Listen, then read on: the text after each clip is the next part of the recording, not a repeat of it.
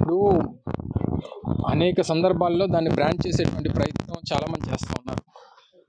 ముఖ్యంగా కేంద్ర ప్రభుత్వానికి రాష్ట్ర ప్రభుత్వానికి ఉండాల్సినటువంటి రిలేషన్షిప్ మాత్రమే మాకు ఉంది తప్ప భారతీయ జనతా పార్టీకి వైఎస్ఆర్ కాంగ్రెస్ పార్టీకి ఎటువంటి రిలేషన్షిప్ లేదు.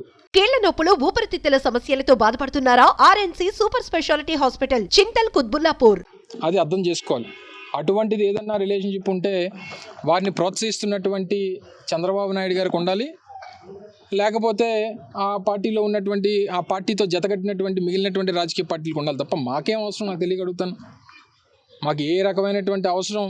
ఆ పార్టీ సిద్ధాంతాలు వేరు, మా పార్టీ సిద్ధాంతాలు వేరు. ఆ పార్టీ జాతీయ పార్టీగా ఈరోజు కేంద్రంలో అధికారంలో ఉన్నటువంటి పార్టీ, కేంద్రంలో ఉన్నటువంటి అధికారంలో ఉన్నటువంటి పార్టీతో రాష్ట్రంలో అధికారంలో ఉన్నటువంటి పార్టీకి ఉండాల్సినటువంటి సంబంధాలే ఉంటాయి తప్ప రాజకీయపరమైనటువంటి సంబంధాలు కానీ రాజకీయ అవసరాలు కానీ మాకు లేవు అనేటువంటిది వారు గమనించాలి.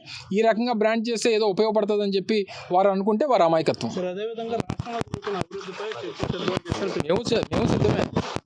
మేము సిద్ధమనే చెప్తున్నాం కదా.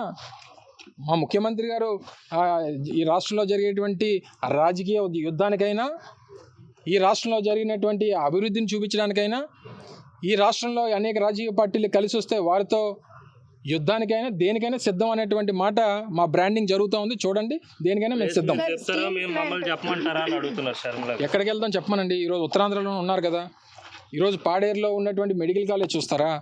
లేదా నర్సీపట్నంలో నిర్మిస్తున్నటువంటి మెడికల్ కాలేజీని చూస్తారా? లేదా గ్రామీణ ప్రాంతాల్లో నిర్మించినటువంటి గ్రామ సచివాలయాలు చూస్తారా?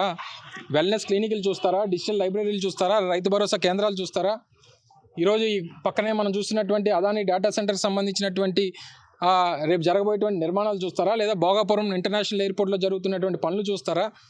లేదా శ్రీకాకుళంలో మూలపేటలో జరుగుతున్నటువంటి పోర్టు నిర్మాణం చూస్తారా? ఏం చూస్తారు చెప్పమనండి. విజయనగరంలో మొన్న ప్రారంభించినటువంటి మెడికల్ కాలేజ్ చూస్తారా? లేదా మొన్న సాలూరులో ప్రారంభించినటువంటి ట్రైబల్ యూనివర్సిటీ చూస్తారా? ఏం చూస్తారు చెప్పమనండి. ఇవన్నీ నేను చెప్పినవన్నీ అభివృద్ధి కార్యక్రమాలు కదా. అంటే మేము వెల్ఫేర్ ఇస్తున్నాం కాబట్టి, గతంలో ఎప్పుడు ఎవరు వెల్ఫేర్ ఇవ్వలేదు కాబట్టి దాన్ని మాత్రమే బూచిగా చూపించి రాష్ట్రంలో అభివృద్ధి జరగలేదనేటువంటి ఒక తప్పుడు ప్రచారాన్ని మాత్రమే ప్రతిపక్షాలు చేస్తూ ఉన్నాయి. నేను చెప్పినటువంటి దాంట్లో ఏదన్నా జరగనటువంటిది ఏదన్నా చెప్తే నన్ను క్వశ్చన్ చేయమనండి, నేను సమాధానం చెప్తా. నేను ఇప్పుడు చెప్పినటువంటి కార్యక్రమాలన్నీ కూడా ఈరోజు ఈ ఉత్తరాంధ్ర ప్రాంతమే కాదు, రాష్ట్ర వ్యాప్తంగా జరిగినటువంటి అనేక కార్యక్రమాల్లో ఇవి ఒక భాగం. ఇవన్నీ కళ్ళ కనబడతా ఉన్నాయి. ఎవరు ఎక్కడికి వచ్చి భోగాపురంలో చూస్తామన్నా, మూలపేటలో చూస్తామన్నా, లేదా విశాఖపట్నంలో చూస్తామన్నా, ఎక్కడ చూస్తామన్నా చూపించడానికి మేము సిద్ధం. సార్, స్టీల్ ప్లాంట్ దీక్షా శిబిరం వద్దకు షర్మిల గారు వెళ్తానన్నారు.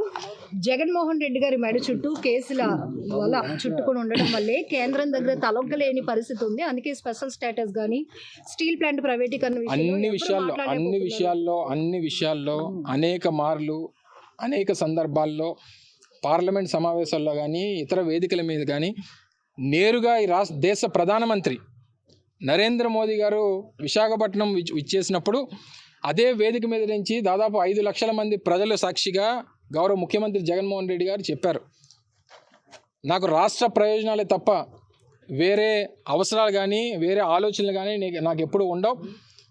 స్టీల్ ప్లాంట్ విషయం కానీ, రైల్వే జోన్ విషయం కానీ, లేదా స్పెషల్ స్టేటస్ విషయంలో కానీ మీరు సానుకూలంగా స్పందించాలనేటువంటి మాట అందరి సాక్షిగా, ఈ రాష్ట్ర ప్రజల సాక్షిగా, ముఖ్యంగా ప్రధానమంత్రి గారికి, ఎందుకంటే మేము ఎప్పుడు ముఖ్యమంత్రి గారు ప్రధానమంత్రి గారిని కలిసినా లోపల ఏం మాట్లాడేసుకున్నారో, లోపల ఏం చెప్పేశారో, లోపల ఏం మాట్లాడేసుకున్నారో అనేటువంటి ఒక బాధ, ఒక కడుపు మంట చాలామందికి ఉంది. కానీ స్టేజ్ మీద ప్రజల సాక్షిగా ముఖ్యమంత్రి గారు అడిగారు కదా స్టీల్ ప్లాంట్ ప్రైవేటీకరణ చేయొద్దు అని చెప్పి. మరి ఎంతకంటే సాక్షి ఏం కావాలి? ఎంతకంటే అంతమంది మధ్యలో అడిగిన తర్వాత కూడా ఇంకా మీకు రుజువులు కావాలంటే మేము ఎక్కడి నుంచి రుజువులు తెమ్మంటారు చెప్పండి. బండారు గారు ఒక స్టేట్మెంట్ ఇచ్చారు సార్ మీ గురించి. ఇందులో దావోస్కి అంటే చలికి తట్టుకోలేక ఏం మాట్లాడదా? అన్నీ తెలిసినోడికి చెప్పొచ్చు, ఏమీ తెలియనోడికి చెప్పొచ్చు. అటు ఇటు కానోడికి ఏం చెప్తాను నేను సమాధానం చెప్పండి. ఎవరికన్నా సమాజంలో ఉండేటువంటి ఏ ఒక్కడికన్నా బాగా చదువుకున్నోడికి ఏదైనా చెప్పొచ్చు, అన్నీ తెలిసినోడికి ఏదైనా చెప్పొచ్చు, లేదా నాకు పూర్తిగా ఏమీ తెలియదు మాకు ఏం చెప్తే మేము వింటామంటే అటువంటి వాడికి చెప్పొచ్చు. తెలియనోడికి చెప్పలేము, తెలిసినా అర్థం చేసుకోలేనటువంటి వాడికి చెప్పలేము. కేవలం ఏదన్నా ప్రతిపక్షంగా అధికార పక్షం మీద మేము ఏదో విమర్శ చేయాలి కాబట్టి నేను ఎక్కడన్నా ఆ మాట చెప్పినటువంటి చూపిస్తే రాజీనామా చేస్తానని అనేక సందర్భాల్లో చెప్పాను. కేవలం వాళ్ళ తాలూకా సెల్ఫ్ ఇమేజ్ని పెంచుకోవడానికి ఆ వేదికను అనేక సందర్భాల్లో ఆ ప్రతిపక్ష పార్టీగా ఉన్నటువంటి తెలుగుదేశం పార్టీ అనేక సందర్భాల్లో వాడుకుంది. వారు వెళ్ళినటువంటి ప్రతి చోటకి మమ్మల్ని వెళ్ళమని చెప్పి మేము చేసినటువంటిది ప్రతి మీరు చేయాలంటే వాళ్ళు చెప్పింది మేము ఎందుకు చేస్తాం? రాష్ట్ర ప్రజలకి, రాష్ట్రానికి, రాష్ట్ర భవిష్యత్తుకి ఏది అవసరం అయితే అదే మేము చేస్తాం తప్ప ఎవడో సలహాలు ఇస్తే చేయాల్సినటువంటి అవసరం మాకు లేదు. ఎందుకు వెళ్ళలేదు అని అడిగే వారికి ఏం చెప్తారు? అనేక సందర్భాల్లో మేము చెప్పడం జరిగింది. మరొకసారి ఈ సందర్భంగా చెప్తా ఉన్నా, మేము దావోస్ వెళ్ళినప్పుడు కానీ లేదా గడిచినటువంటి సందర్భాల్లో అక్కడ జరిగినటువంటి అనేక అంశాల తర్వాత ముఖ్యమంత్రి గారి అభిప్రాయం, మన వేదికగా, మన రాష్ట్ర వేదికగా అనేక కార్యక్రమాలు మనం నిర్వహిద్దాం, దేశవ్యాప్తంగా, ప్రపంచవ్యాప్తంగా ఉన్నటువంటి ఇన్వెస్టర్స్ని మన ప్రాంతానికి తీసుకొద్దాం అని చెప్పి ఒక ఆలోచన చేసి గడిచినటువంటి 8-9 మాసాల క్రితం గ్లోబల్ ఇన్వెస్ట్మెంట్ సమిట్ని విశాఖపట్నంలో మనం ఏర్పాటు చేసుకున్నాం. దేశంలో ఉన్నటువంటి ప్రముఖ పారిశ్రామికవేత్తలు, ప్రపంచవ్యాప్తంగా ఉన్నటువంటి అనేక మంది ప్రతినిధులు ఆ సమావేశానికి విచ్చేశారు. అనేక లక్షల కోట్ల రూపాయలు మేము ఇన్వెస్ట్మెంట్స్ని ఆకర్షించాం. సో ఇది దావోస్ అనేటువంటిది దాన్ని ఒకటినే చూపించి దావోస్ వెళ్ళలేదు కాబట్టి ఈ రాష్ట్రానికి ఏమీ జరగట్లేదు అనేటువంటిది ప్రచారం చేసి తద్వారా ఏదో లబ్ధి పొందాలనేటువంటి ప్రయత్నం ప్రతిపక్షాలు చేస్తూ ఉంది. వారు దావోస్ వెళ్ళినప్పుడు, వారు గడిచినటువంటి 5 సంవత్సరాలు వారు అధికారంలో ఉన్నప్పుడు చేసినప్పుడు అక్కడి నుంచి సాధించి తీసుకొచ్చింది ఏంటి, అక్కడి నుంచి వారు చేసుకొచ్చిన ఘనకార్యాలు ఏంటో ఒకసారి వాళ్ళని సమాధానం చెప్పండి, తర్వాత నేను మళ్ళీ సమాధానం చెప్తాను.